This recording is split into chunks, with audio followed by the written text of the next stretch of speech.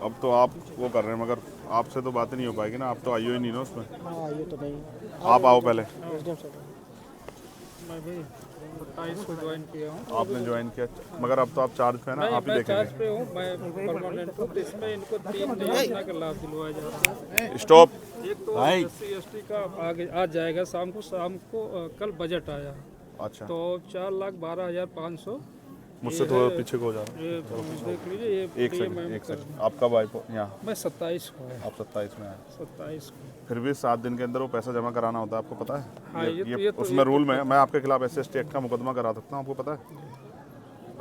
नहीं पता तो मैं आपको बता देता हूँ कि अगर आपने 7 दिन में पैसा इनके खाते में नहीं भेजा ना, CO साहब को भी, CO साहब और आप पे दोनों मुकदमा करा, DM साहब पे भी 1 मिनट लगी कराने में। बहुत छोटा सा काम है मेरे लिए, चुटकी भर का। आप चाहोगे मुकदमे में फंसना? ये अच्छा नहीं है। दूसरी बात, अभी तक इस परिवार को परमानेंट सुरक्षा नहीं मिली और आप जानते हैं क्या माहौल है। परमानेंट ठीक है। PSC लगी हाँ, आप पहले परमानेंट सुरक्षा ऑर्डर कराओ इनके PSC लगी लिए। है यार। ठीक है, PSC ठीक है, अच्छी बात है लगी, लेकिन परमानेंट सुरक्षा का ऑर्डर कराओ। ये कहीं जाएंगे तो क्या करेंगे? कहाँ जाएंगे? PSC बंद के बैठ जाएंगे? इनके बच्चे क्या स्कूल नहीं जाएंगे क्या? हमारी ये जिम्मेदारी है कि यहाँ सुरक्षित माहौल बने। वो कैसे बनेगा? वो तब बनेगा जब हम इसको, प्रशासन के माध्यम से ही यस, नहीं तो और वो नहीं बन रहा है। आप इस बात को समझ सकते हो, मैं इस बात को समझ रहा हूँ और आप भी समझ लो, नहीं बन रहा है वो। अगर वो बनता तो शायद इनको मेरी जरूरत नहीं पड़ती, ये आपके फिर भरोसा करके चैन से घर बैठ जाते, क्योंकि इस वर्दी में बहुत ताकत है। इस वर्दी को देख के आदमी महसूस करता है कि अब मैं सुरक्षित हूँ। और इसी वर्दी पे ना ये जो शेर का निशान है, ये हम सबको पावर देता है, ताकत देता है ये हमें। अब आप महसूस करो, या इतने वर्दी वालों के होते भी वो सुरक्षित नहीं महसूस करे, तो कारण क्या है? मेरे पे क्या है? मेरे पे थोड़े शेर का निशान है, तो शेर का निशान आपके माथे पे है। तो हमें उनको सुरक्षित माहौल देना है। मैं नहीं मानता अगर वो यहाँ रहेंगे तो सुरक्षित रहेंगे। तो SC/ST एक्ट में प्रावधान है कि हम उनको यहाँ से, जबकि होना तो चाहिए, एक्ट में तो ये कहता है कि अगर परिवार असुरक्षित है तो चाहे पूरा गांव बदलना पड़े, पूरे गांव को वहाँ से पलायन कराना पड़े, ये कहता है एक्ट तो। लेकिन मैं चाहता हूँ ना, आप कोशिश करें तो ये परिवार यहाँ से अगर कहीं और शहराबाद में शिफ्ट हो जाए तो ये अपना जीवन जी सकते हैं। घटना होगी, मैं उससे नहीं कह रहा हूँ, उस पर बार बार चर्चा नहीं करना चाहता हूँ, लेकिन अब हमें ये साबित करना है कि हमारे यहाँ कानून व्यवस्था अच्छी है और हमारे यहाँ हर आदमी अपनी ड्यूटी कर रहा है। एक्ट ये कहता है, आप पढ़ लेना, मेरा पढ़ा हुआ है, कि अगर परिवार असुरक्षित महसूस करता है तो पूरे गांव को प्लान कराना पड़े तो पूरा गांव प्लान होगा। लेकिन मैं आपसे कह रहा हूं कि हम इस परिवार को शिफ्ट करा सकते हैं, इस परिवार के लिए कहीं रहने की व्यवस्था हो जाए, ये सहसम्मान रह सके, और ये लड़ाई यहीं किसी उसमें रहे, ये लड़ाई बढ़े ना। क्योंकि मैं और आप जानते हैं, आरोपी अपनी जान बचाने के लिए इनको नुकसान पहुँचा सकता है। मैं एक बात से सहमत नहीं हूँ, जब पीड़ित वो छोटा बच्चा जिसने देखा, उसकी पत्नी कह रही है कि मोहित मौके पे था, फिर उसको इग्नोर नहीं किया जा सकता है। आप ऐसा मत करो कोई भी, आप उसको अरेस्ट करो। ठीक है, अरेस्ट करो और कोर्ट में चार्जशीट में बताओ क्या है, वो है या नहीं है। उसको ऐसा मत करो कि उसको खुली छूट मत दो, इससे न्याय नहीं होगा, बिल्कुल नहीं होगा ऐसा न्याय। आप उसको अरेस्ट करो, सबसे पहले उसको अरेस्ट करके जेल भेजो और अपनी चार्जशीट में बताओ क्या है। कोर्ट को बताना कि भाई आपने क्यों उसको किया, आपने FIR है ना नामजद उसके खिलाफ।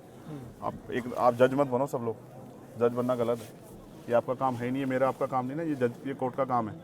अगर ये हत्या किसी दलित के बच्चे ने कर दी होती ना, तो आप तो पूरे परिवार को चौराहे पर ला देते। पुलिस में जानता हूँ अच्छी तरह से, ठीक है, उनके मकानों पे बुलडोजर चल जाता। मैं नहीं चाहता किसी घर बुलडोजर चले, मेरे उसके परिवार से कोई लड़ाई नहीं। लेकिन आप मोहित को अरेस्ट करो, जब वो उसकी पत्नी कह रही है, वो आई विटनेस है ना, उसका बेटा भी, वो भी कह रहा है 12 साल का कि वो मौके पे था। तो आप कोई फैक्ट पे मत जाओ, अभी फैक्ट आप कोर्ट में पेश करना, उसकी बेल के टाइम दे देना, उनकी मदद कर देना, मुझे कोई दिक्कत नहीं है। लेकिन अब आप उसे गिरफ्तार करो।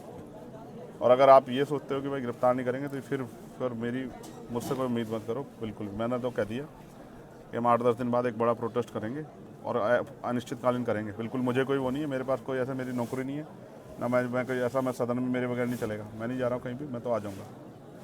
आप तय कर लो अपने, उससे मैंने आपको बता दिया 2 चीज़ें। एक, आप लाइसेंस की व्यवस्था कराओगे उनको, आर्म्स लाइसेंस उनका बनवाओगे, ये दोनों बच्चों का, ये इनका राइट है। 2 भाई हैं ये, दोनों भाइयों, क्योंकि इनको तो खतरा है ना, इनको तो चाहिए आर्म्स लाइसेंस। मुझे और आपको थोड़ा चाहिए, जिसको खतरा उसी को जरूरत है ना। हम लोग को तो नहीं चाहिए। भाई आर्म लाइसेंस किस लिए? उसी के लिए ना जो जिसको खतरा है सुरक्षा में। तो जिनके भाई की डेथ होगी और जिनके परिवार में पहले से भी, मैं पहली घटनाओं पर नहीं जा रहा ना कि वो संदिग्ध मान रहा हूँ मैं उनको, लेकिन उनको तो अभी तो उनका ताज़ा हुआ है ना, और उनको धमकी मिल रही है। कौन है वो? विजय सिंह, क्या नाम बता उसका? विजय सिंह जो धमकी दे रहा है, ये क्या बात हुई? क्यों शर्मा जी, ऐसे धमकी मिलेगी तो फिर पुलिस का क्या फायदा?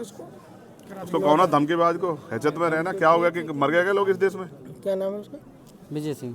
वो पहले भी कई बार जेल वेल गया, ये उसकी बेल वेल कराता तो जेल गया है। ऐसा मत सोचो ना, ये ऐसा माहौल मत बनने दो ना आपकी वर्दी पे साख पे बात आ जाए, ऐसा क्या होगा। आपके लिए भी जाति में मायने रखती है, मुझे तो नहीं लगता मायने रखती है, बिल्कुल नहीं रखनी चाहिए। जब आपने वर्दी पहन ली और आप उस कुर्सी पे बैठ गए तो कोई जाति नहीं हो सकती है। कोई जात नहीं है। तो इसलिए आपसे कह रहा हूँ, एक तो उसको विजय को समझाओ कि अपनी हैसियत में रहे, उससे बाहर ना जाए। अगर वैसा मन हो तो फिर ये खराब हो जाएगा, और हम किससे कमज़ोर नहीं है, ये बात अच्छी तरह समझ लें। और हमने कई बार, राजीव हमारे यहाँ रह गए, वो जानते हैं, हम उसमें पढ़ना नहीं चाहते, बिल्कुल कह रहा हूँ, बिल्कुल। लेकिन अगर बच्चों पे आँच आ गई ना तो मुझसे नहीं बुरा होगा कोई, ये बात आप सोच लेना। नहीं अगर आप किसी ने मुझे बताया ना, मैं इनसे, मैंने दे दिया नंबर, इनको टच में रहूँगा। अगर इन्होंने कहा धमकी कोई दे रहा है तो फिर मैं यहीं आके बैठ जाऊँगा, निश्चिंत मैं नहीं जाऊँगा, मेरा घर है।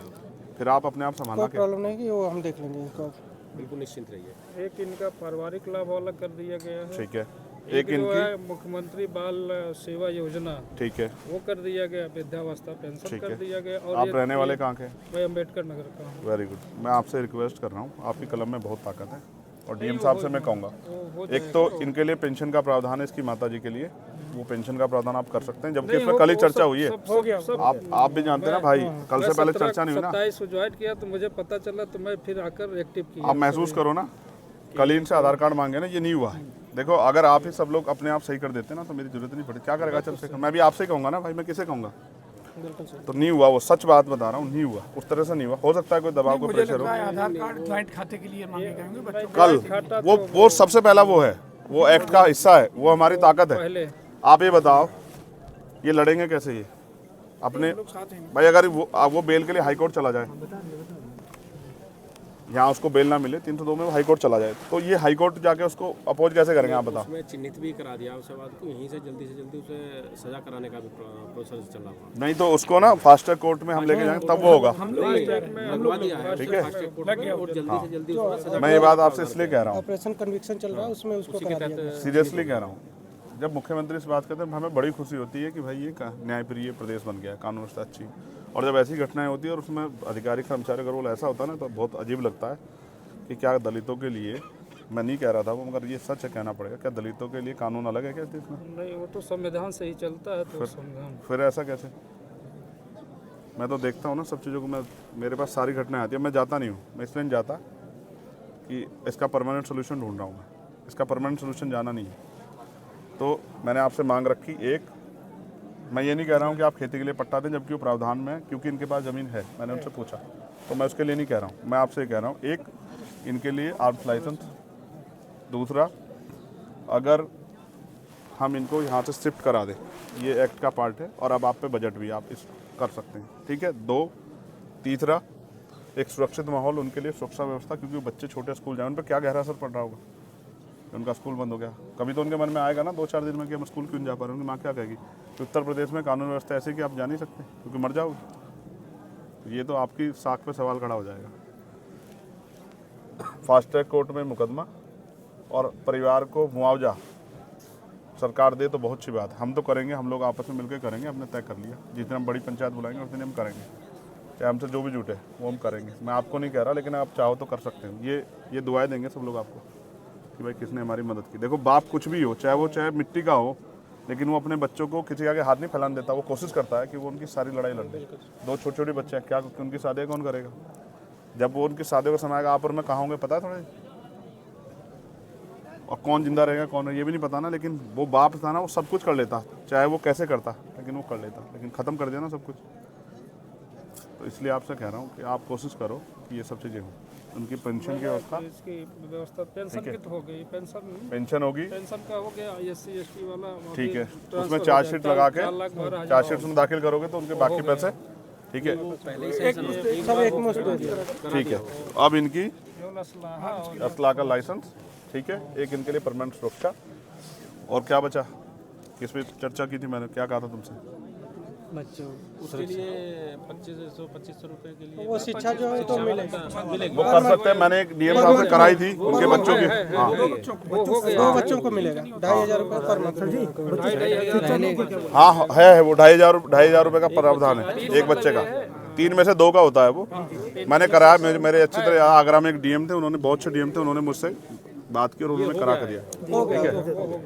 बस अब मैं ये चाहूँगा ना, एक सबसे बड़ी जो है ना, जो साख पे सवाल आया खाकी की, वो ये है कि वो जो दूसरा आरोपी है जो मौके पे मौजूद था, जब वो कह रहे हैं मैंने उनको कसम धर्म दे के सब कुछ पूछ लिया और मैंने ये भी कह दिया, सारे फैक्ट बता के पूछ लिया कि भाई इससे कमज़ोर हो जाएगा, तो वो कह रहे हैं वो मौके पे था, तो अब आप उसमें कोताही मत बरतो। वो ताकतवर हो सकता है, मैं समझ सकता हूँ, लेकिन ऐसा मत करो। नहीं कानून से बड़ा ताकतवर कोई नहीं हो सकता, आप समझो, ठीक है ना। बिकरू याद है ना आप लोगों को, कानून से बड़ा फिर क्या हुआ, और अभी हुआ एक दरोगा जी को लगी ना, फिर उसको विनय वर्मा को लाके कि हम वो मौके पर वो करवाने गए थे, बरामदगी, और वहीं मौके मार दिया पुलिस ने। हम सब जानते हैं, तो हम सब देखते हैं, हम नहीं वो कर रहे ना, जो गलत कर रहा है उसके साथ गलत करो, लेकिन सही के साथ गलत हो रहा है तो फिर ये अच्छा नहीं है। तो इसलिए उसको अरेस्ट करो राजीव भाई, और कह देना चारू मैडम से मैं एक ही उस तक वो करूँगा, मैं आज उनकी रेस्पेक्ट करूँगा अगर वो इस काम कर देंगे, और नहीं करेंगी ना, ऐसे ज़्यादा धमका रही है ना, वो जो सुन रहा था मैं अभी, आप थे पता नहीं कोई अंदर ही, तो कह रही है अच्छा इनकी ज़्यादा मदद करोगे ना और इनको भड़काओगे तो मैं तुम पे ठोके, क्या कर देंगे, ठोके मुकदमा। नहीं ऐसे नहीं कह सकते, मैं आपको सुनाऊँ, आपको कभी नहीं कह सकते, सुनाऊँ, आपको कभी नहीं कह सकते। राममोहन जी सुनोगे, चलिए ठीक है, वो हम बात कर लेंगे। भेजिए हम सोच मैंने सुन लिया ना, मैंने सुन लिया, मैं रहा हूँ आपके पास। मैं बिल्कुल, मैं विदाउट फैक्ट कोई बात नहीं करता हूँ। देखो जो मुझे जानता ना वो जानता, मैं बिना उसके नहीं बहस करता हूँ।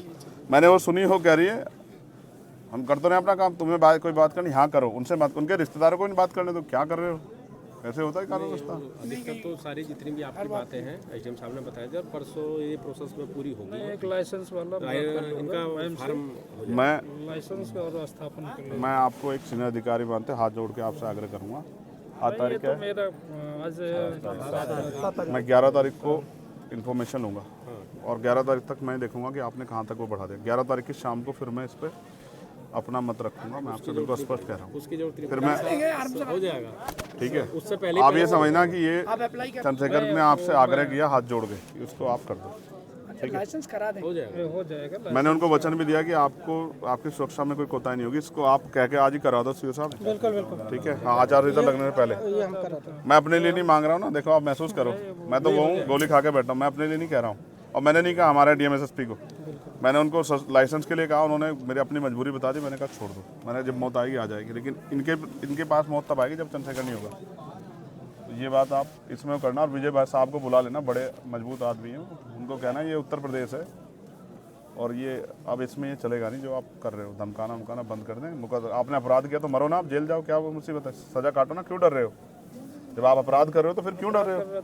अपराध करते क्यों नहीं सोचा आपने फावला चलाते हुए? उसको देख के सीओ साहब जो धमकी दे रहा है, ठीक है, तो ये मेरा आपसे हाथ जोड़ के आग्रह है सब साथियों से कि आप इसमें मदद करा। हमारी ड्यूटी भी है, आप इसमें हम लोग की ड्यूटी है।